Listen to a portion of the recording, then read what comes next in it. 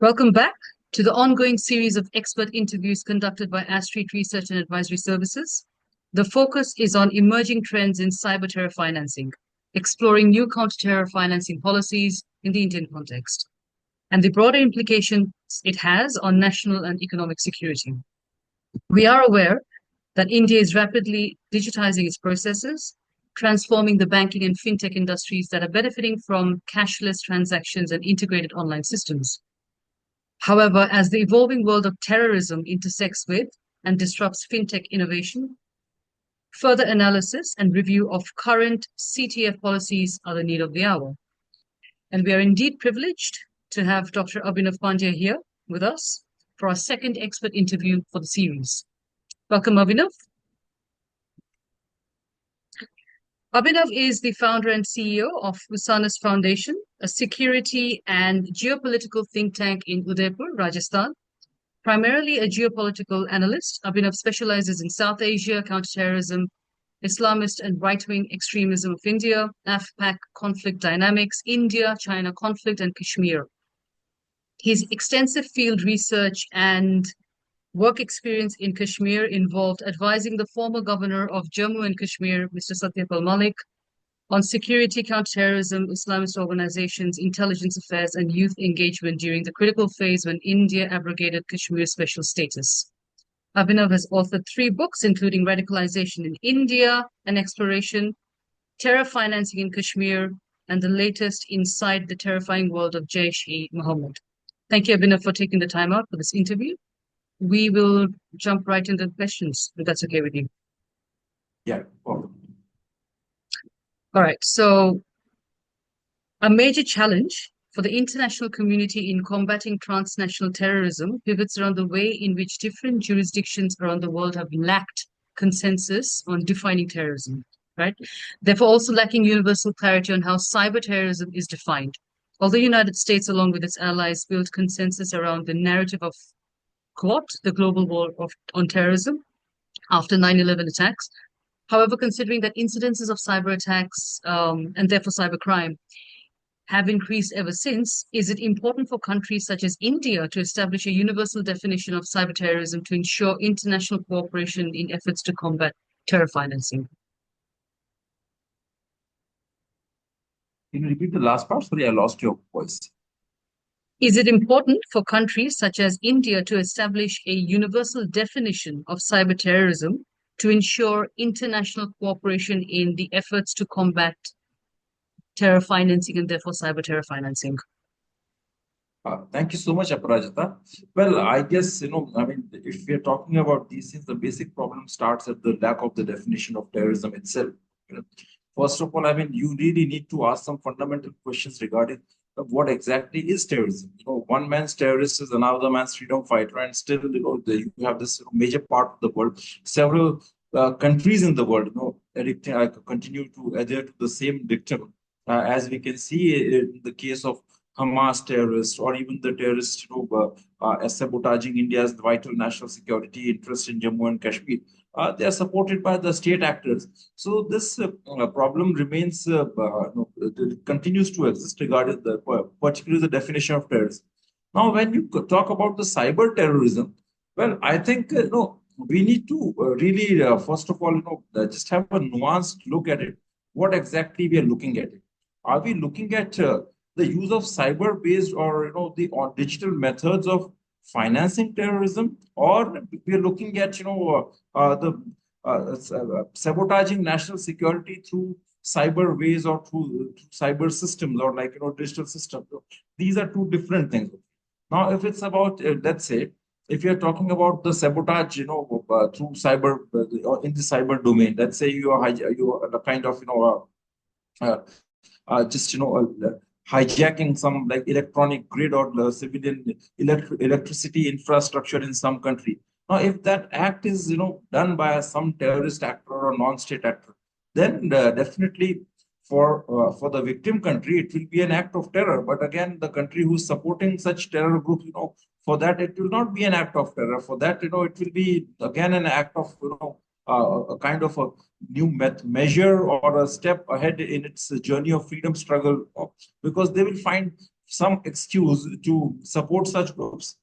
And so this is one area. When you say cyber terrorism, in my opinion, I mean, if you are at all serious about defining it, then it can include things like sabotaging a country's vital strategic and national security interests, and that may include harming, damaging, destroying strategic assets, economic infrastructure, or maybe public community infrastructure through cyber methods. Let's say, suppose if some terror groups, if some terror group is able to,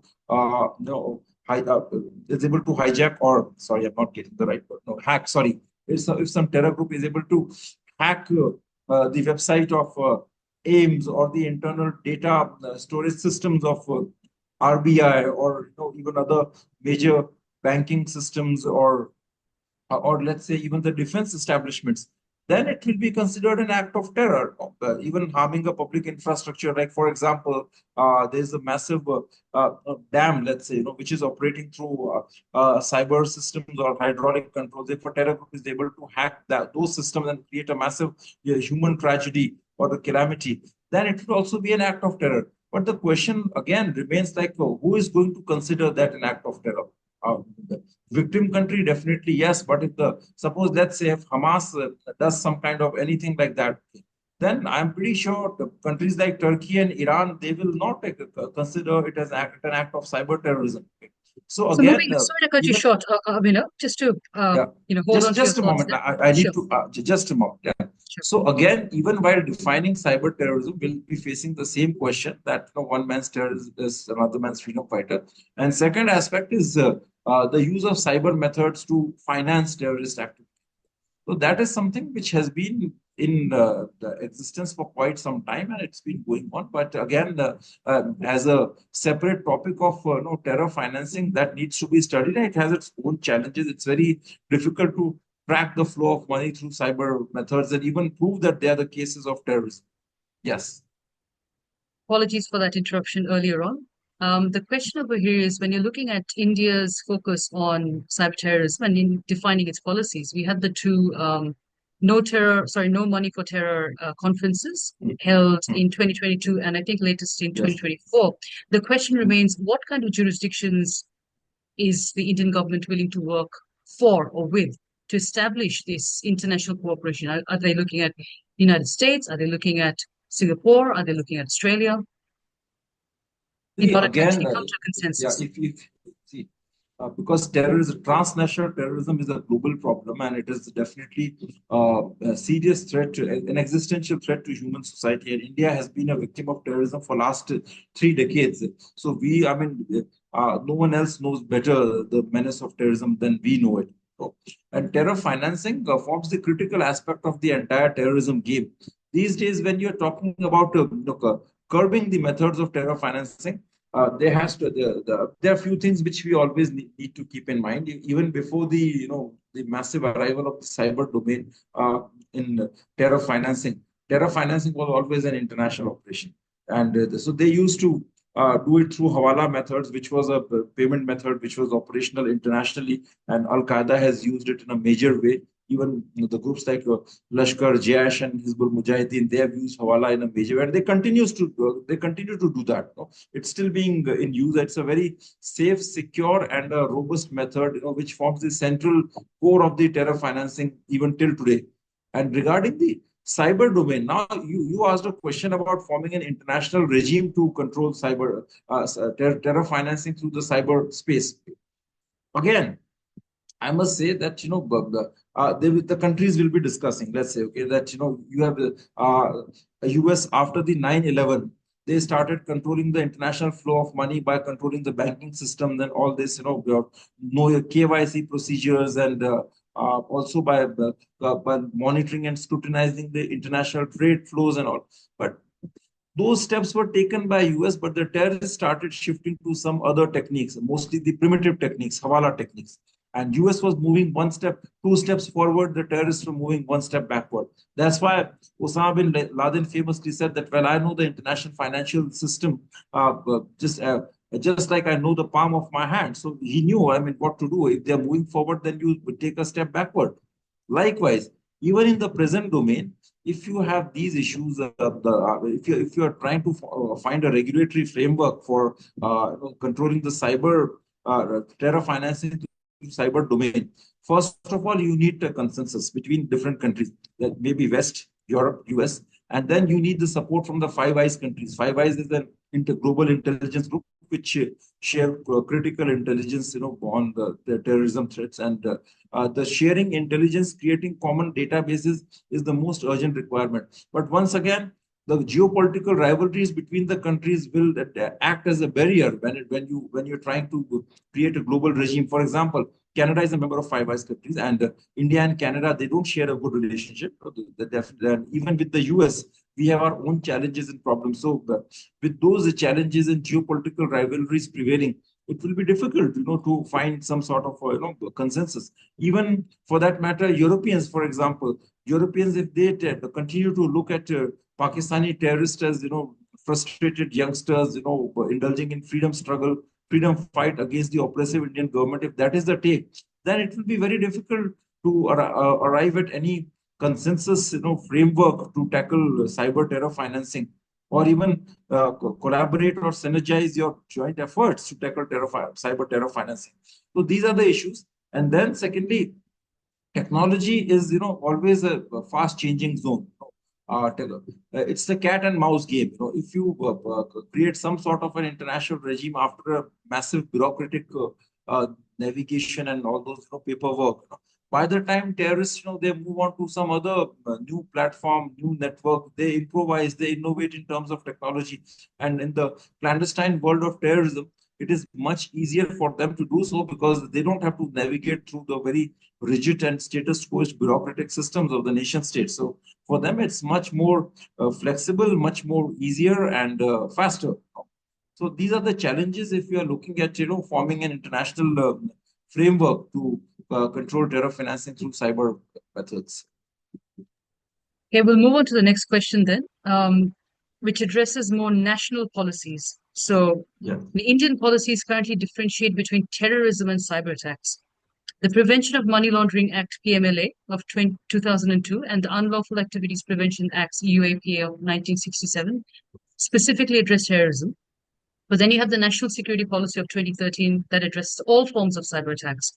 So the question is, should cyber attacks against vulnerable civilians be regarded as acts of terrorism? I think you've already answered that in your previous response. If intended to influence, intimidate, or spread fear for political, religious, or ideological reasons, you mentioned yes.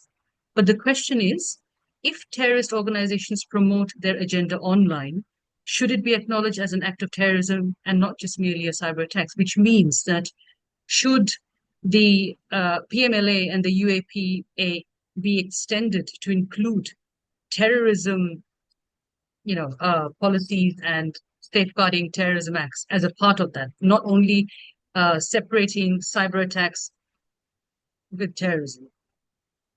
Should they I think, expand their base? yes, yes. See, if a terrorist organization is indulging in a cyber attack with a predetermined and a pre-decided motive to uh, harm a country's national security, definitely it's an act of terror. Whether it happens through the cyber domain or through the real physical act, it doesn't matter. Again, finally, it's an act of terror. So any kind of sabotage by a terrorist organization through the cyber channels has to be considered as an act of terror. And PMLA and UAPA, they need to be expanded. In general, PMLA and UAPA need a lot of changes and a lot of, I would say, revisions in many ways. But this is one area where there should be no hesitation. There should be no second thoughts, about applying the provisions of PMLA and UAPA in the matters of cyber terrorism.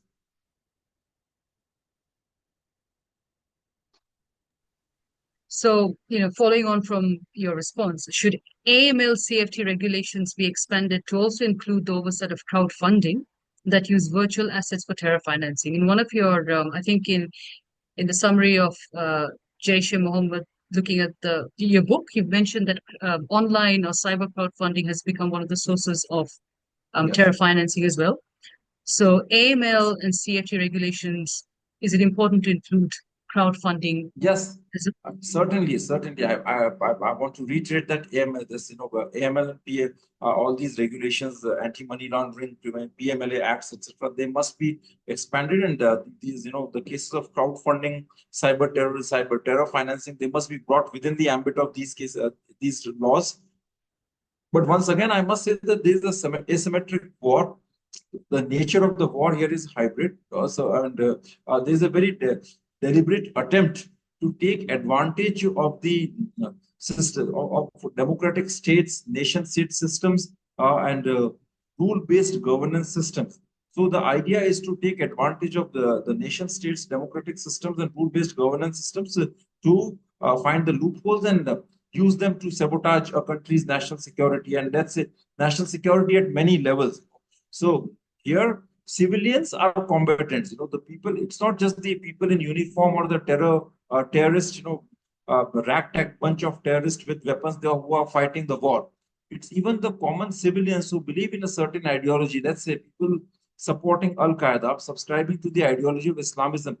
They are also a very important part and parcel of this whole business of cyber terrorism, cyber terror financing, of this big war. It's an existential war. So I think you need to expand them, and it's not just the expansion of AML and the other acts that's required. You need a very holistic change here in your entire approach towards terrorism.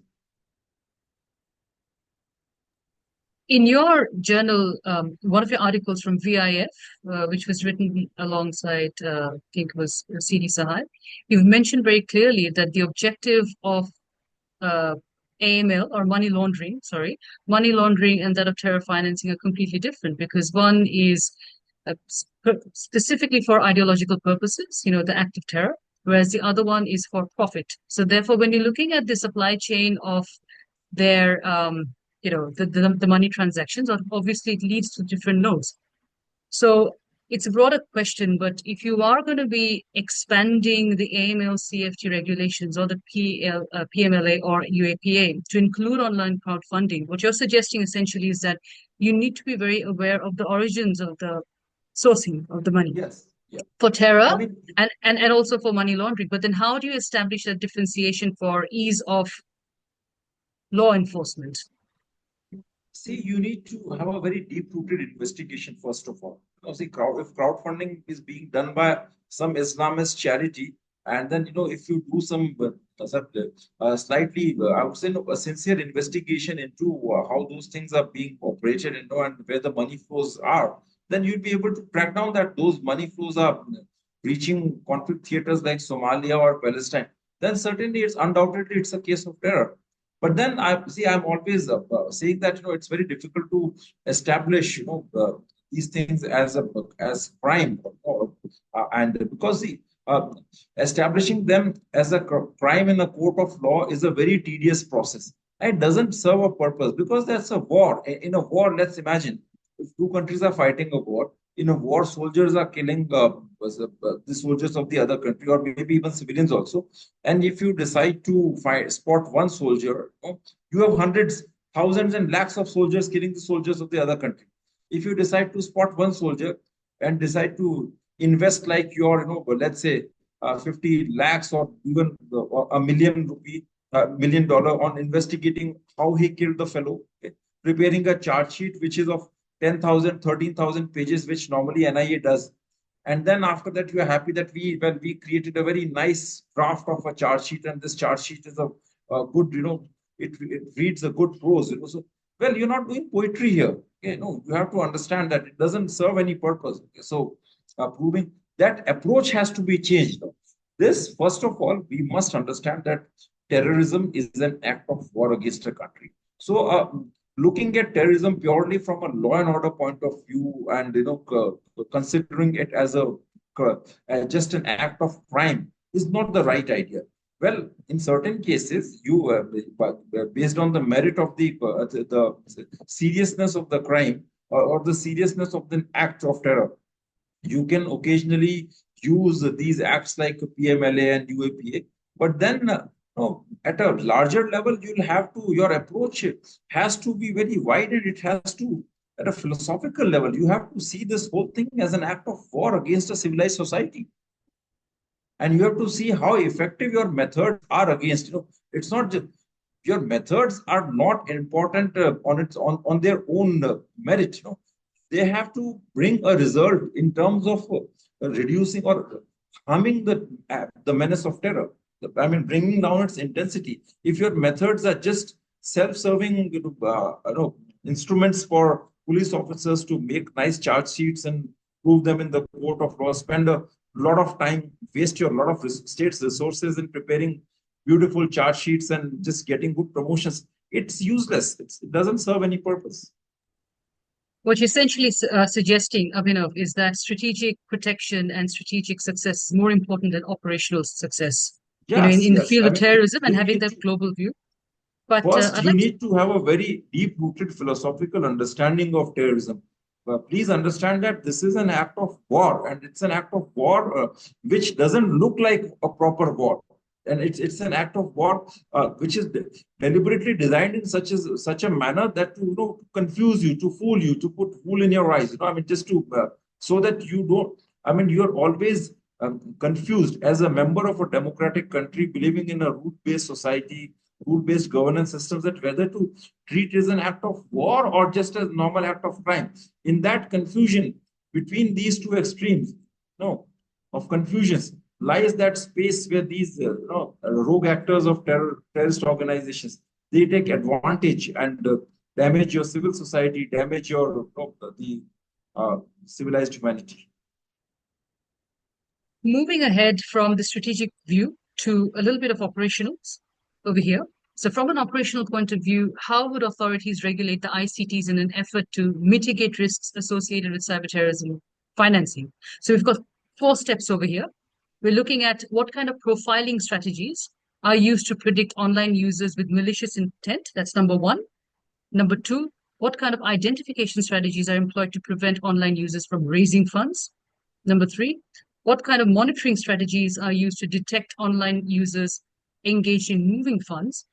And the final one is what kind of governance strategies are used to respond to online users engaged in distributing funds? So we're going down to the Can you KYC level.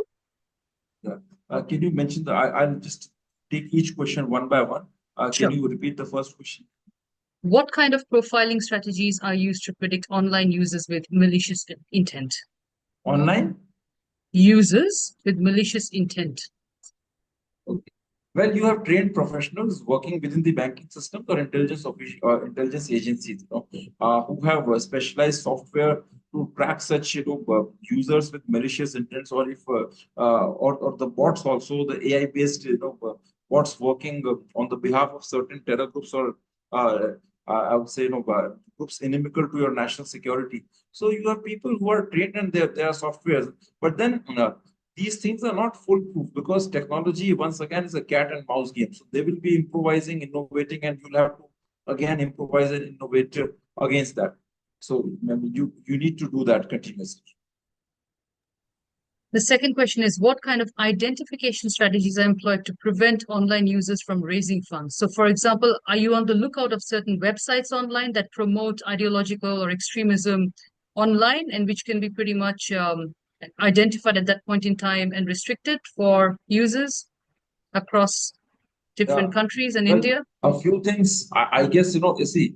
Suppose, let's say, if you are looking at websites promoting terror financing, or engaging in crowdfunding and all that. If you then it's not that difficult to find out these things. If you have a slightly decent understanding of the terrorism, theoretical understanding, and the conflict theaters, the terrorist actors, then you start your investigation accordingly, with that prior knowledge. And then you have to study the content of the website, and their social media posts, their ideological positions. With that, you can start the investigation. You can identify the key coordinators. You definitely have some names mentioned on the website. Get those names, get their coordinates, and then the intelligence agencies have their own mechanisms to track their phone numbers, their international movements, and accordingly, you can reach out to certain conclusions. Sometimes it'll be difficult, because if a charity, let's say, is engaging in crowdfunding, and you see those nice, beautiful, very sympathy evoking short advertisements on YouTube, where they'll show a poor child from Palestine wearing a battered, clothes, and also a blood soaked something, and you see a lot of destruction around that, and then they'll ask you to donate this and some money for the humanitarian fair and all. So in those cases, it may be a little difficult, and sometimes you'll have to, just you'll have to take some tough decisions also, right? Even if you're not able to prove that, that money is like prove with 100% conviction that the money is being channeled to terror financing cases, then also you'll have to act firmly in the larger interest. So, with the PMLA and the UAPA, they look at freezing the assets. So technically, when Yeah. they identify, proceeds from illegal transactions, that's their objective. But I think with when you look at moving the funds from an ML perspective, it's all about the tracking and tracing. So, do you have any monitoring strategies that could be used to detect online users? Like who would Monetary be strategies. monitoring strategies? Monitoring. So would you look at the banks maybe collaborating with law enforcement to monitor the Well, transactions online? banks have to regularly submit the details of the suspicious transactions. They call it STR, suspicious transactions records, and then they have to follow the due diligence and KYC procedures. And if you figure something contrary to that, or something, some transaction violating those things, then they are regularly reported to the government agencies. But that's a huge data.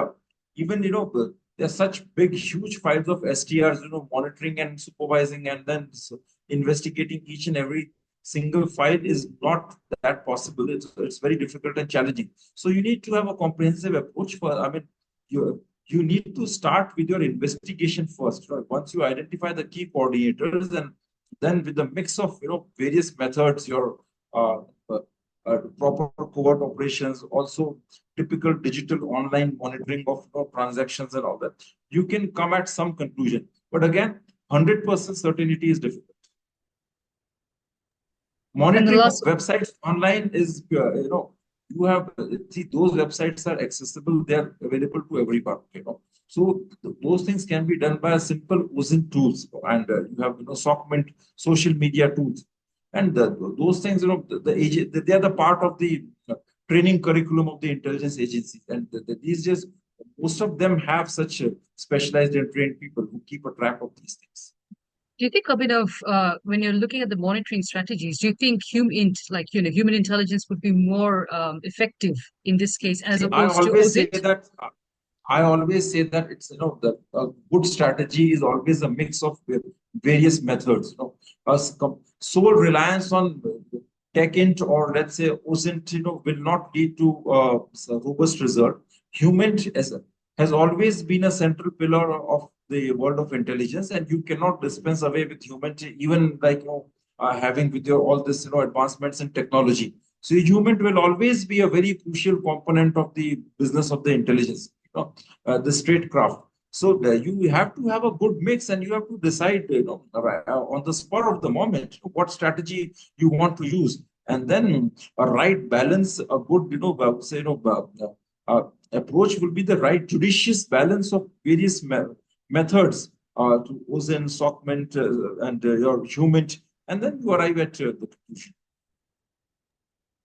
We're up to the final sub question of question 4, which is what kind of, you have mentioned it earlier on, but just for our viewers, what kind of governance strategies are used to respond to online users engaged in distributing funds? So this is the last leg or the last mile of terror financing or money laundering. Do you have any specific agencies that may come handy in this particular phase of the ML, where any particular agency that comes to mind where the governance should be robust and it should be decentralized? Well, see, you need a very strong and a robust mechanism to track online fraud, cyber terrorism, and all this cyber sabotage infrastructure. But that requires an entire army of highly trained and professional, skilled, people who are experts in these areas. Also, a huge amount of community awareness and sincerity from the part of the government. Unfortunately, in India, that's completely lacking. Most of in India, Still, I find several senior in the bureaucratic government systems, people don't even know how to send an email. So that's a big challenge here, and so and then you have a huge country, huge population. I'm talking with strictly with reference to India because I've mostly worked on security systems here, and these systems are highly vulnerable. And so these days, even your phones, your gadgets, everything, you have to log in through emails. Even if you're there's an option if you're logging into a Twitter account or bank account, they'll say that, well, log in through email, then they'll show a series of email IDs that you have there. They're mostly on the Google, that server will have those data. So I think the government agencies need to be very cautious, and they need to create their own platforms which are safe and secure, and they need to operate on them. And even for the community platforms, for which they are creating for the larger community, they also need to be indigenous. So there are various things, but that requires a humongous effort. And unfortunately, we don't want to do that because our priorities are completely different.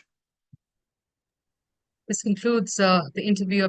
We're in the last 5 minutes. So any concluding remarks from your end? Including the same thing that from where we began, that cyber terrorism needs to be brought within the ambit of the definition of terrorism. And definitely this is going to be a major threat in the future also.